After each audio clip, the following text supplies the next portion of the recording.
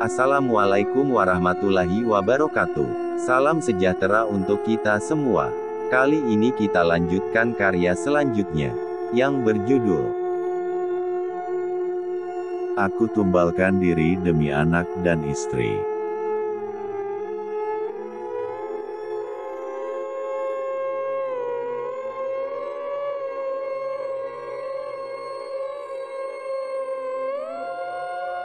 Kisah nyata.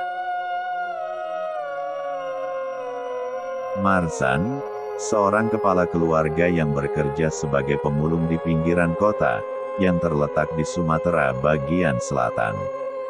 Setiap hari lelaki parubaya itu harus menempuh perjalanan kaki yang jaraknya beratus-ratus kilometer. Berbagai macam pertemuan dialaminya, dari tindakan kriminal sampai ke hal-hal ganjil acap kali menjadi teman di tengah penatnya dalam mencari sesuap nasi.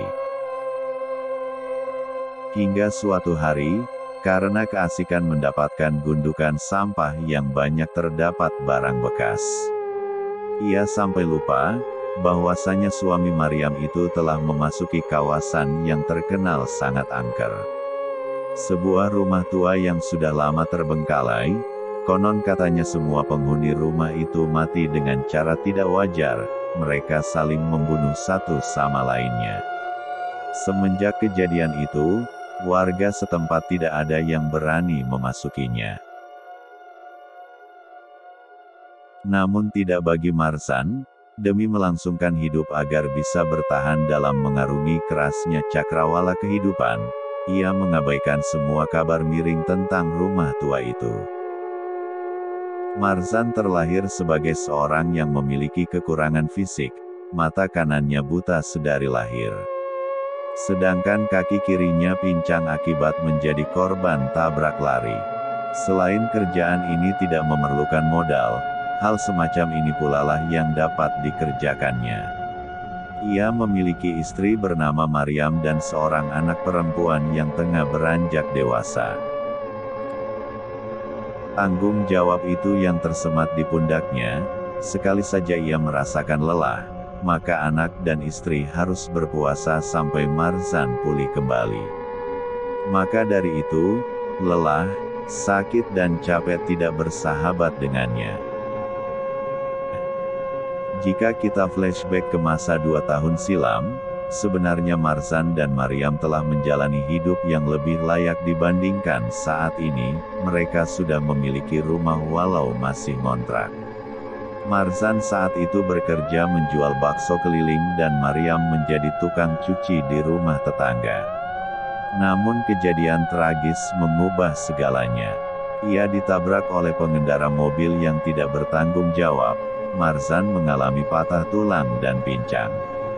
Sedangkan Maryam yang saat itu sedang membantu suaminya berjualan, mengalami nasib yang lebih buruk lagi. Kedua kakinya harus diamputasi, bahkan yang lebih menyedihkan lagi, mereka harus tinggal di bawah jembatan.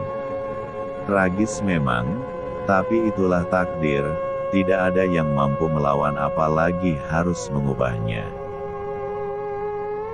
Betapa senangnya hati Marzan saat mendapati gundukan barang bekas, bahkan beberapa di antaranya masuk ke dalam kategori masih layak untuk dipakai. Namun saat Marzan sedang sibuk mengumpulkan semua barang bekas di perkarangan, ia seolah mendengar suara perempuan tua sedang batuk-batuk dari dalam rumah terbengkalai itu.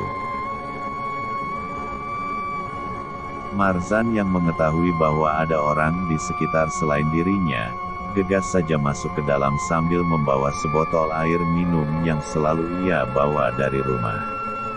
Niat hati ingin memberinya seteguk air minum, namun siapa sangka malah petaka itu berawal dari sini.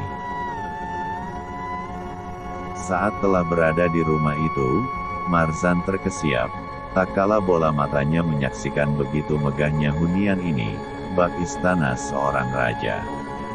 Semua perabotan di dalamnya tersusun rapi, bersih dan berkualitas tinggi. Lukisan dan guci berukuran raksasa menghiasi semua sudut, menambahkan kemegahan. Ia tidak pernah menyangka, bahwa rumah kosong yang nampak dari luar terbengkalai, tapi di dalamnya, malah seperti istana. Ada perasaan ragu saat ingin melangkah memasuki rumah itu, tapi suara batuk seorang wanita tua terus mengganggu pendengarannya.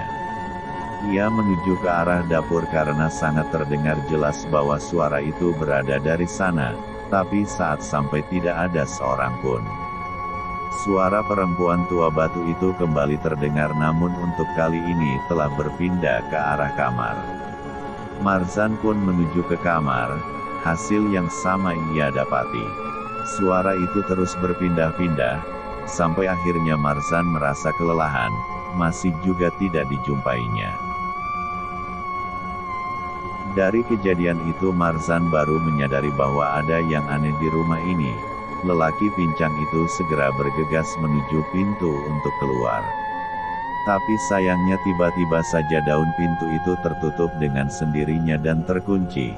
Berkali-kali Marzan mencoba untuk membukanya bahkan mendobrak, namun tetap sia-sia saja. Seketika itu pula tiba-tiba angin bertiup dengan kencang, sampai-sampai dedaunan kering dari arah luar terbawa masuk ke dalam. Semua jendela buka tutup dengan sendirinya, aroma melati mulai tercium menusuk ke hidung. Rumah yang tadi nampak seperti hunian raja, kini tak ubahnya bangunan tua yang terbengkalai.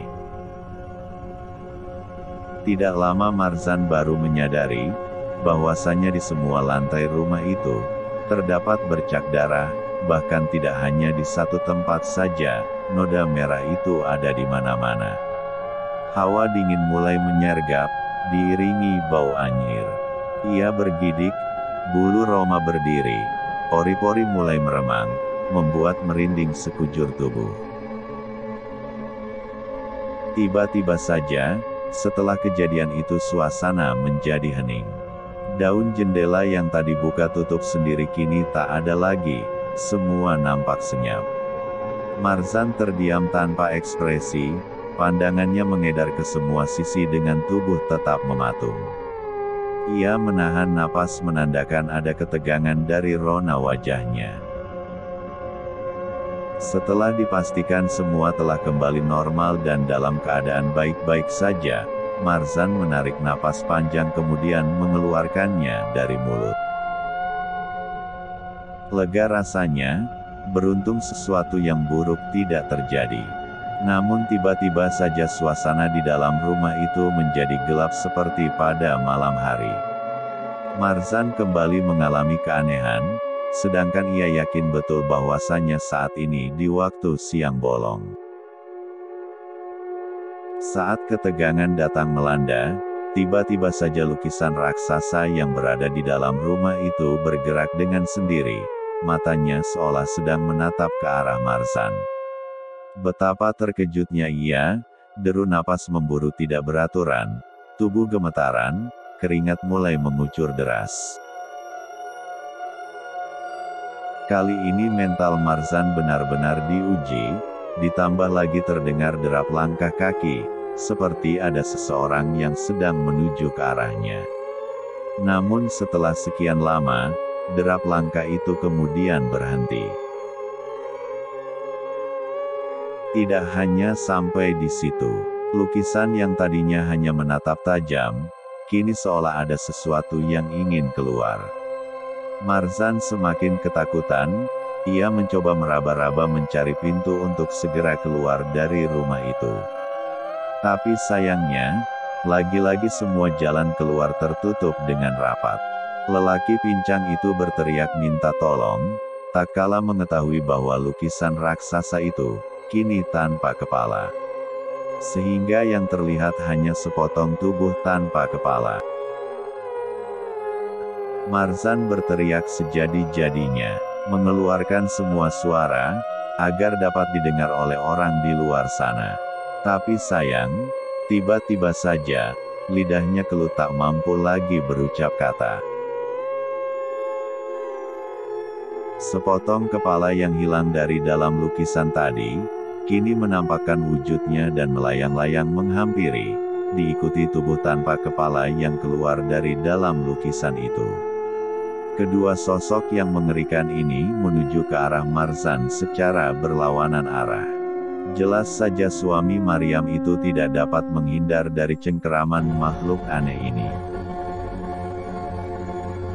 Marzan mencoba menghindar dengan cara berlari ke depan, karena kiri dan kanannya telah terdapat kedua sosok mengerikan dan ke belakang tidak mungkin karena terhalang dinding. Tapi sayangnya, saat ia ingin melangkahkan kaki, tubuhnya tidak bisa digerakkan. Di tengah kegelapan itu, Marzan hanya pasrah, memejamkan kedua matanya agar tidak bertatap langsung dengan sosok mengerikan ini. Saat makhluk itu ingin menyergap, terdengar suara azan maghrib berkumandang. Ruangan yang tadinya gelap kini kembali terang, selayaknya siang hari pada umumnya. Dengan langkah besar, gegas saja Marzan keluar dan meningkatkan rumah laknat itu. Penduduk sekitar yang melihat Marzan keluar dari rumah tua itu, kagetnya bukan main. Apa yang dilakukan orang itu di sana? Apakah dia tidak tahu? Semua keluarga pemilik rumah itu mati terbantai dengan tragis. Semua penghuni tewas dengan kepala yang terpisah dari tubuh. Konon katanya rumah itu dikuasai oleh roh jahat. Barang siapa yang menepati rumah itu, akan saling membunuh dan saling menyembelih, ujar salah satu penduduk. Entahlah, mungkin dia sudah tidak waras, jawab penduduk lainnya.